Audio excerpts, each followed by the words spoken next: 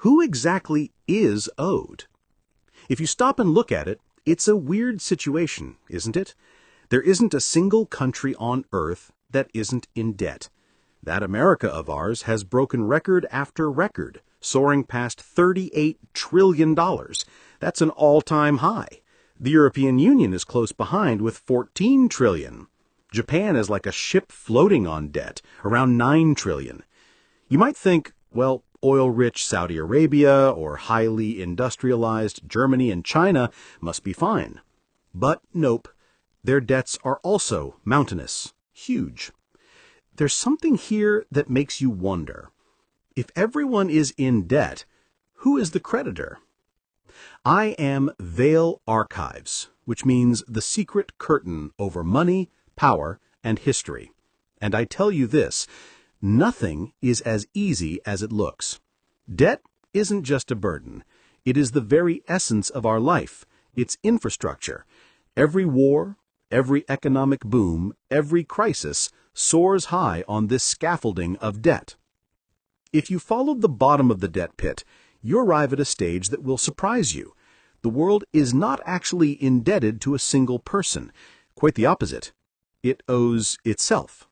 Of course, this doesn't mean that everyone benefits equally. Right now, as a world, we are swimming in debt upwards of $315 trillion. That's nearly 3 times the global economy. How did we get to this point? Let's go back to the very beginning. How did debts emerge? War and the bank. Let's dive deep into this business. Before credit cards were even in use, where did these national debts come from? From war. In 1694, England was fighting France, but was out of money. The king went to the rich merchants and said, "Lend me money now, and I will give you continuous interest from future taxes." Do you know what was established to manage this situation? The Bank of England. This was a revolution. For the first time, the state found the power to use money it didn't possess. In return, the merchants received a government promise that could be bought and sold. That was the emergence of the thing we call the government bond, the first step of the modern financial system. France copied the same thing. The Netherlands improved it. The newly founded USA adopted it to finance its War of Independence and its expansion to the West. Being in debt was no longer a sign of weakness, but a sign of reliability. Having the ability to borrow meant having the ability to rule. Kingdoms used to conquer and fight for gold. Now they issued bonds to get interest. The battlefield had become the balance sheet. 3 centuries later, debt has become the most important element of global trade. The U.S. with $38 trillion, Japan with $9 trillion, and global debt increases by $1 trillion every 100 days. All countries are in debt. All banks lend money. Even we, the citizens, are both the debtor and the creditor with our taxes, savings, and pension funds. Recycling American debt, we owe ourselves. Who is holding the other end of the rope? Let's start with America, because its debt concerns not only itself, but all countries.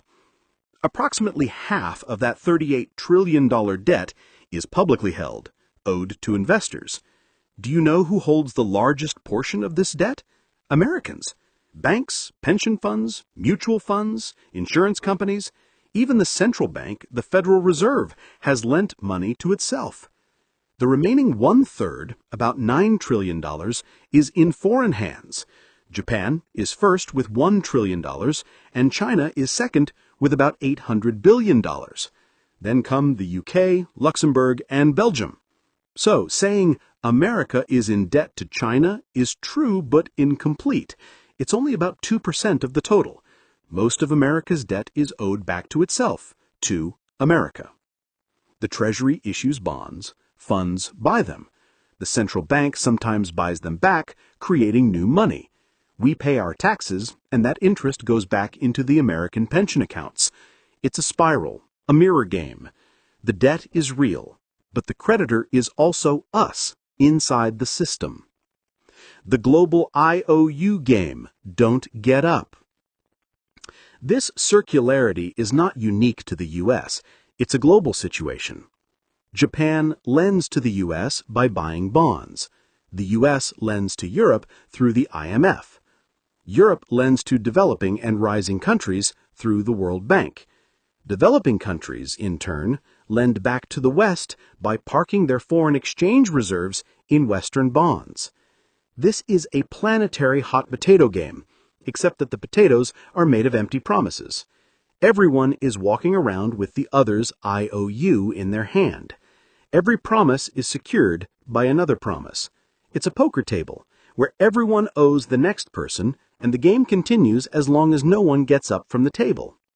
But there is also the top level, the most powerful, the markets. Hedge funds, pension funds, central banks. These are the real judges of credit.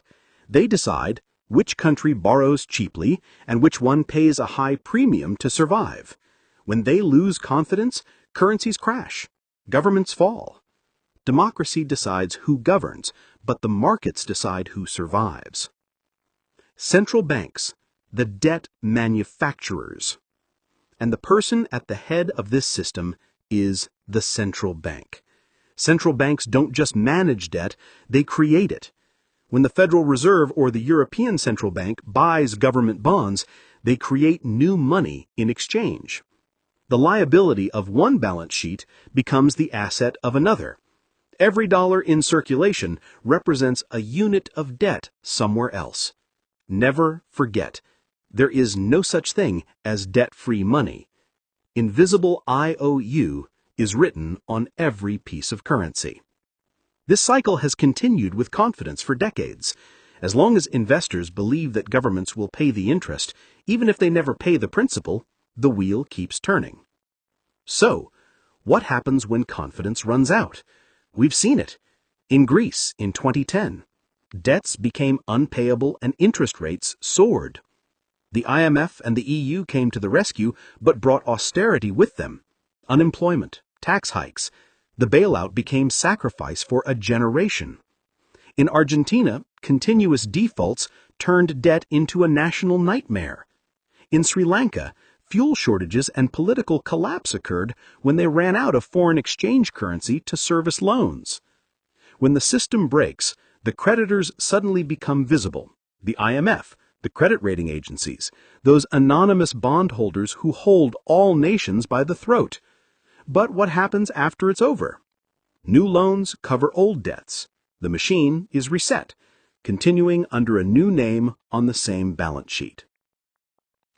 The secret of debt is that it will never be repaid. This is the biggest secret of the business. In the 21st century, debt is not designed to be repaid. It is designed and intended to be rolled over. Governments are not planning to pay off their debts. Not now, not ever. This is not a conspiracy. It is policy. When you take out a loan, you pay the principal, but states treat debt like a rolling subscription. They issue new bonds to cover the old debt. The real product is the interest. That is the rent charged for the debt. The global economy is now dependent on this rent. America will never zero out that $38 trillion. It will cover the old one with new debt forever. Japan's debt is 250% of its GDP, but its interest rate is almost zero. Investors are not waiting to be repaid. They're waiting to renew the deal. Why? Because a U.S. Treasury bond is the most trusted asset in the world for them. Debt is not a liability. It is an asset. If by some miracle Washington paid off its entire debt, what do you think would happen? Banks and funds would lose their most stable assets and income. The dollar supply would run out and global markets would collapse. Paying off the debt would kill the economy. Therefore, the governments do the exact opposite. They continue to increase the debt regularly. Debt becomes a kind of heartbeat for capitalism itself. So when a politician comes out and says, "I will zero out the national debt," know that this is nothing but an illusion, a trick. The goal is not to eliminate debt, but to keep it sustainable and desirable so that the system continues to believe in it. Who gets the debt money? When confidence is lost, the numbers stop mattering. Interest rates soar, and the system built on promises stops. This is the real secret of sovereign debt. The goal is not to repay it, but to keep the world believing it will be repaid. It is an illusion. So, what does exactly "we owe ourselves" mean? Here's the buzzkill part. Interest payments do not flow equally in society like a balanced scale. They flow upwards from us, the taxpayers, to the institutions and wealthy investors who hold those debt bonds. That means debt is not just a transfer between countries, it is a transfer between classes. This is the reason why global inequality and global indebtedness rise hand in hand.